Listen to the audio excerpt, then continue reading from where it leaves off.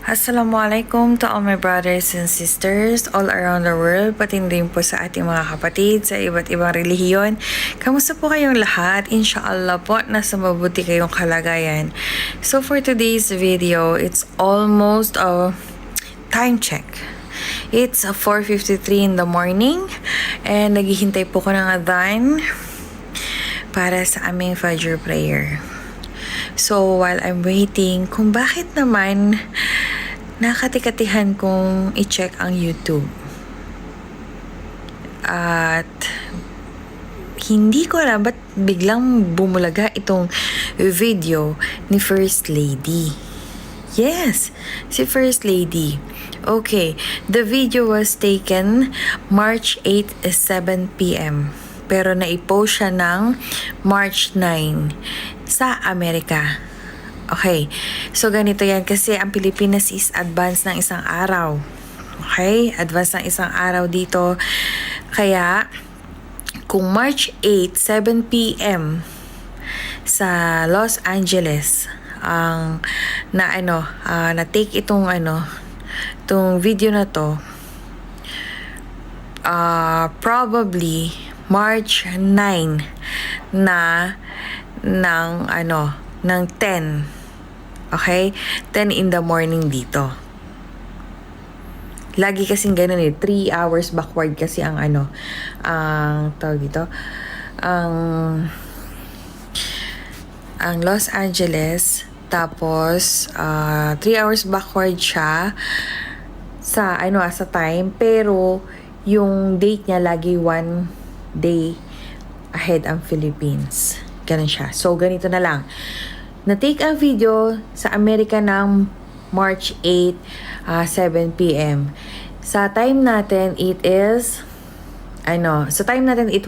March 9 ng alas 10 ng umaga. Okay. Habang itong lalaking to, nag-video siya na sabi, gusto nyo ba ng scoop? Ganyan. Gabi doon, kumakain pa lang ng dinner si FL. Okay, so March 9 ng alas 10 ng umaga dito. Okay? Ngayon, ipinost niya ito. Okay? Ipinost niya ang video ng March 9. So, kinabukasan na. Okay? So, pumapalo ng March 10 dito sa Pilipinas. Pero itong tao na nag-post na to, hindi niya pa alam na mayroong nangyari ng problema nung gabi ng March 8 up to midnight ng March 9 sa Los Angeles yon, okay? Or sa Beverly Hills. Pero dito sa Pilipinas, nung oras na yon, that was March 9. Okay? Nung gabi kasi, March 9 ng alas 10 ng umaga yung dito sa time sa Pilipinas, nung time na kinukuha niya yung video. So, ngayon, nung may nangyayari ng kababalaghan doon sa Amerika, that was March, March 9 na ng dito, ng hapon dito. Okay? Tapos sinabi nga nila, ni-report na nga nila, after 7 hours, kaya pumalo siya ng March 10. So, ibig sabihin, guys, March 10, okay? March 10 dito sa Pilipinas at March 9 doon sa Amerika, na andon si FL. Okay. Sinasabi niya na Monday dito sa Pilipinas, sabi ni Castro. Okay? Naalala nyo? Monday daw. Around 4:58 in the morning, nandito na daw sa Pilipinas si FL ng Monday, March 10. Guys, okay. From Lux Airport to Philippines, kung direct flight yan, 13 hours. Okay? 13 hours flight yan. Kaya magtataka ka, paano? Ano yun? Merong one stop na dito na kaagad si FL? No. So, ito na. ito na ang katunayan na si FL is nasa Amerika nung time na masyegi itong si Pawi. Okay? Ito na yon. Panoorin niyo yung video na susunod. Okay?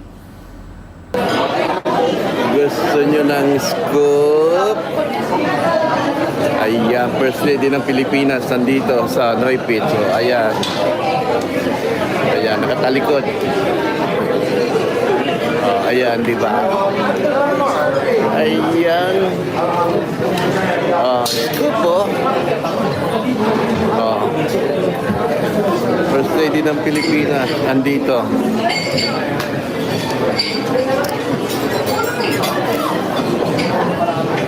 Sophia. Ayan. Ayan. Ayan. First Lady ng Pilipinas nandito. Ayan. Di ba? Melanie. Ayan. First Lady ng Pilipinas. Ayan. Up and close. And personal. Ayan, Eligio. Dito sa ano. Ayan. Andito tayo sa Noipit. Sa Long Beach. Ayan. Siguro umattend siya ng kasal.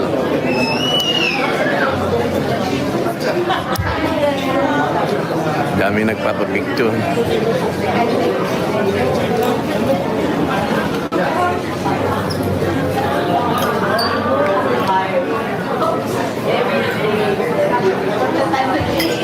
Yun, ha?